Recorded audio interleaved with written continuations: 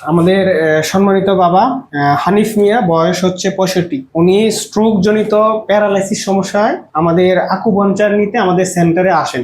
আমরা গত 4-5 দিন আগে ওনার একটা প্রথম সেশন কমপ্লিট করি। তো সেশন দেওয়ার পরে ওনার কতটুকু আরাম হয়েছে আমরা একটু শুনি। বাবা, আমরা তো আপনাকে একটা সেশন দিলাম আকুপাঞ্চার। হ্যাঁ, আপনি কি সমস্যা নিয়ে আকুপাঞ্চার নিতে আসলেন? এই আমার হাত পা চলে গেছে, মানে স্ট্রোক হয়েছিল। আচ্ছা, এই হাত পা এগুলাতে আপনার যে শক্তি এইগুলা নাই।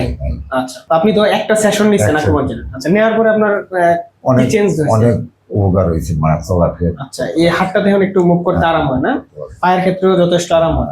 আপনি কি এখন একটু হাঁটা চলাচল করতে পারেন? মোটামুটি একটু ধরতে পারেন। আচ্ছা, ঠিক আছে। আমরা যেহেতু স্ট্রোক জনিত প্যারালাইসিস বা হচ্ছে পেইনের ক্ষেত্রে আকুপাঞ্চার একটু সেশন দিয়ে থাকি, তো আমরা আশা করি যে ওনার ক্ষেত্রে কিছু সেশন দেওয়ার পরে আরো যথেষ্ট ইমপ্রুভমেন্ট হবে। তো প্রথম সেশন দেওয়ার পরে যেহেতু ফিডব্যাক, আমরা পজিটিভ ফিডব্যাক পাই, বা আকুপাঞ্চার যারা দীর্ঘদিনের ব্যথায় ভোগেন, যারা মনে করেন যে ওষুধ খাওয়ার পরে ব্যথা কমে না, তো তারা হচ্ছে আকুপাঞ্চার নিতে পারেন।